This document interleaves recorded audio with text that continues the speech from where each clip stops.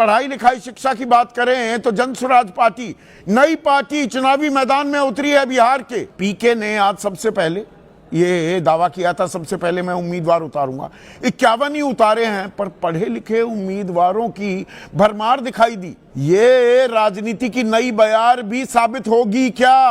और ये युवा प्रदेश है, यहां पर जेनजी क्या इसी चीज की सबसे ज्यादा मांग कर रहे हैं? ये आने वाले दिनों में सबसे बड़ा मुद्दा बन जाएगा क्या? और जब पढ़ाई लिखाई की बात हो रही है, भाई पढ़ोगे लिखोगे तभी रोजगार मिलेगा ना। तो एक राजनीति की नई बयार शुरू करते दिखाई दे रहे हैं क्या पीके? मैं प्रशांत किशोर की बात कर रहा हूं, नया एंट्रेंट बिहार की राजनीति में। अब तक रणनीतिकार की भूमिका निभा रहे थे, अब खुद चुनावी समर में कूद पड़े हैं प्रशांत किशोर। सबसे पहले उम्मीदवारों की घोषणा तो कर दिया, 51 ही सही, 241 में से 20% से तो ऊपर उम्मीदवारों का ऐलान कर दिया। और अभी एनडीए से तो खबर आ रही है 13 नवंबर को संयुक्त सूची जारी होगी।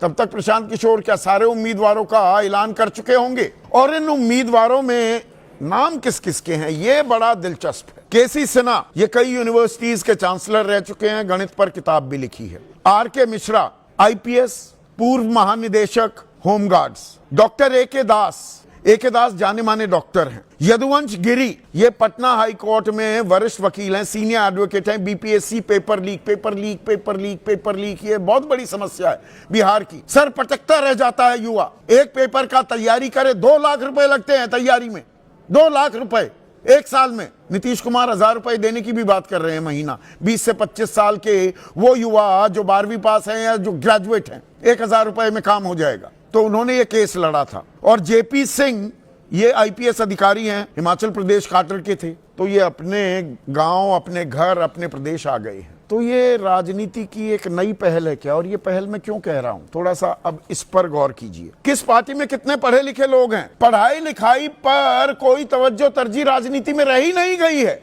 बिहार में 9वीं फेल तेजस्वी को बताने वाला एनडीए, उनके उप मुख्यमंत्री अपने हलफनामे बताते हैं कि मैं 7वीं तक पढ़ा हूं, 5वीं पास हूं। एक में बताते ही नहीं, एक में डॉक्टर ऑफ लिटरेचर हो जाते हैं जो मानद उपाधि, उसी को पढ़ाई लिखाई बता दिया जाता है। तो वो बिहार जिसका डंका दुनिया में बजता था, भारत ही नहीं, उसकी बुद्धिमत्ता का, उसके ह्यूमन रिसोर्स का, मैं बिहारियों की बुद्धिमत्ता का, उनकी मेहनत का कायल हूं। ये मैं कई बार कह चुका हूं। आईएएस, आईपीएस, बड़े से बड़े ओहदों पर भरमार है बिहारियों की, पर राजनीति में वो क्यों नहीं दिखता है आज की तारीख में? पहले होता था। अब कितने पढ़े लिखे नेता हैं, इसका मैंने आंकड़ा निकाला। एडीआर है sauce, association for democratic reforms. 62 उम्मीदवार आरजेडी के ऐसे थे जो गूठा छाप से लेकर 12वीं तक पढ़े थे। 62, इनमें से 32 जीते भी, कोई 5वीं पास, कोई 7वीं पास, कोई 10वीं पास। बीजेपी के 42, इनमें जीते 29, जेडीयू के 45, जीते 17, 12वीं पास, चपरासी लगेगा। यहां पर हम नीति निर्धारक, और चपरासी कोई बुरा काम नहीं है, मैं डिग्निटी ऑफ लेबर का सम्मान करता हूं, पर जो हमारे कर्ता धर्ता हैं, जो चलाएंगे, कानून बनाएंगे, आपके मेरे भलाई के फैसले लेंगे, 12वीं पास, 10वीं पास, सब चलेगा। डिग्रियों का पता नहीं होता, डिग्री दिखाई नहीं जाती, छिपाई जाती हैं। कांग्रेस के 16, जेडीयू के मैंने बताया 45, और दागी, ये तो न्यू नॉर्मल हो चुका है, मतलब न्यू क्या, बहुत ओल्ड नॉर्मल मैं कहूंगा। बाहुबल, धनबल, इसी पर तो राजनीति टिकी होती है। आरजेडी के 54 उम्मीदवार जो जीते दागी थे, 73% उम्मीदवार दागी।